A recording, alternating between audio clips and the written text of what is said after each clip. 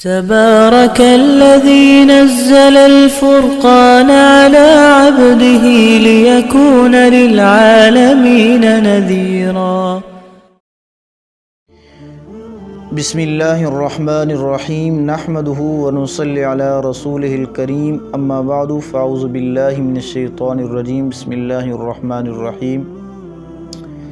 جو ہی قربانی کی ایام قریب آتے جا رہے ہیں تو ہمارے مسلمان بہن بھائی جو ہے جانوروں کے عیوب کے متعلق ایک سوال پوچھتے ہیں کہ وہ کون سے جانور ہیں، جانوروں کے اندر وہ کون سا عیب ہے جس کی وجہ سے قربانی جو ہے ان جانوروں کی جائز نہیں۔ آج کی ویڈیو کے اندر وہ عیوب بتانا مقصود ہیں جن کی وجہ سے قربانی جو ہے ان جانوروں کی جائز نہیں۔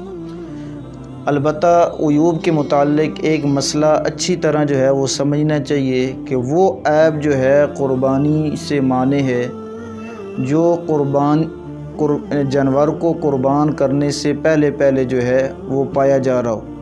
اگر کوئی عیب ایسا ہے کہ جو جانور کو جب قربان کیا جا رہا ہے اس کو جو ہے اس کی قربانی کی جا رہی ہے اس وقت مثلاً کسائی کی وجہ سے وہ عیب پیدا ہو رہا ہے یا بسا اوقات اس کو گرانے کی وجہ سے کوئی عیب پیدا ہو جائے تو وہ جو ہے قربانی سے مانع نہیں ہے، ایسے جانور کی قربانی جائز ہے۔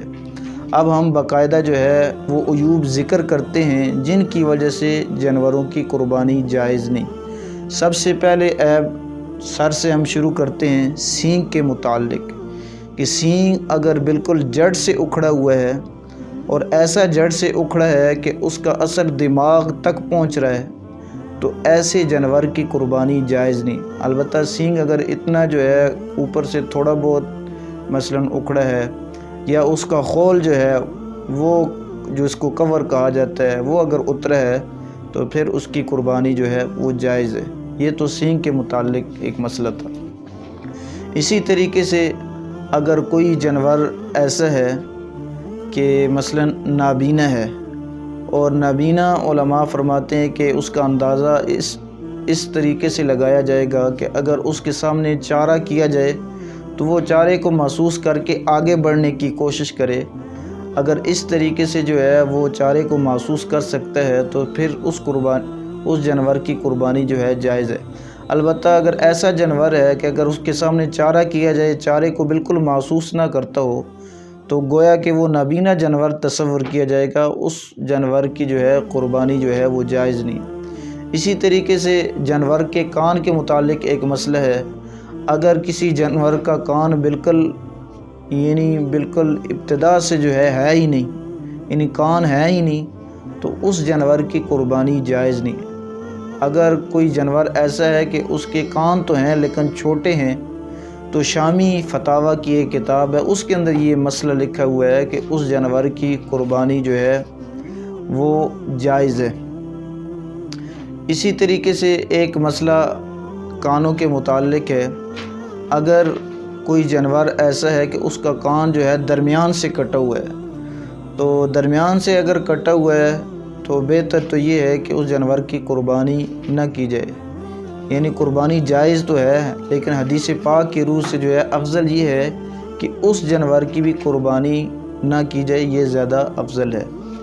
اسی طریقے سے جانور کی دم کے متعلق بھی یہی مسئلہ ہے۔ اگر کسی جانور کی دم کٹی ہوئی ہے اور اگر وہ تہائی یا اس سے کم ہے، اگر جانور کی دم کو جو ہے مثلاً 3 حصے کیے جائیں تو تیسرے حصے سے کم یا تیسرا حصہ ہے تو پھر تو اس کی قربانی جائز ہے۔ اگر تیسرے حصے سے اوپر ہے تہائی سے اوپر کٹی ہوئی ہے تو پھر اس کی قربانی جو ہے وہ جائز نہیں۔ اسی طریقے سے جانوروں کے دانت کے متعلق بھی یہ مسئلہ ہے کہ اگر کسی جانور کے 2-4 دانت مثلاً گرے ہوئے ہیں، وہ چارہ کھا سکتا ہے تو اس جانور کی قربانی جائز ہے۔ اگر اتنے دانت گرے ہوئے ہیں، اکثر دانت گرے ہوئے ہیں کہ وہ چارہ بھی نہیں کھا سکتا ہے، اس جانور کی بھی قربانی جو ہے وہ جائز نہیں ہے۔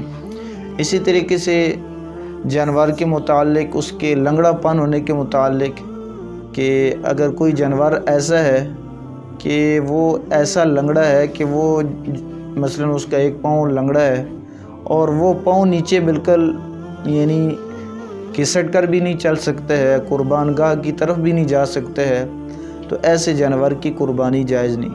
البتہ اگر لنگڑا پن اتنا ہے کہ وہ جس پاؤں پر چوٹ ہے اس کا، یعنی ایک پاؤں پر جس پر چوٹ ہے تو اس کو گھسیٹ کر وہ اگر قربان گاہ کی طرف جا سکتا ہے تو اس جانور کی قربانی جائز ہے۔ بسا اوقات یہ ہوتا ہے کہ آدمی کسی جگہ سے جانور خریدتا ہے، گاڑی سے جب اتارا جاتا ہے اس وقت مثلا اس کے گوشت کے اندر جانور کو کوئی چوٹ لگ جاتی ہے۔ اگر ایسی چوٹ ہے کہ اس کی وجہ سے جو ہے اس کی جلد بھی متاثر ہو رہی ہے، گوشت بھی اس کا متاثر ہو رہا ہے، تو پھر تو اس جانور کی قربانی جائز ہے۔ البتہ اگر اوپر سے چوٹ لگی ہے، گوشت تک اس کا اثر نہیں پہنچ رہا ہے، پھر اس جانور کی جو ہے قربانی جو ہے جائز ہے۔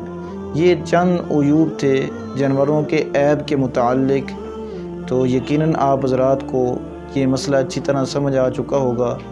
تو اگر آپ کو یہ جانوروں کے عیوب اس کے متعلق اچھی طرح یہ بات سمجھ آ چکی ہے تو اس ہماری ویڈیو کو صدقہ جاریہ کے طور پر آگے جو ہے زیادہ سے زیادہ شیئر کریں، تاکہ جو ہے لوگ دین کے مسائل سے زیادہ سے زیادہ واقف ہو جائیں، اور سنت ابراہیمی جو ہم 10 جو ہے ذو الحجہ کو جو ہے اس سنت کو ادا کریں گے، تاکہ صحیح سنت کے مطابق جو ہے ہم اپنے جانوروں کو ذبح کریں۔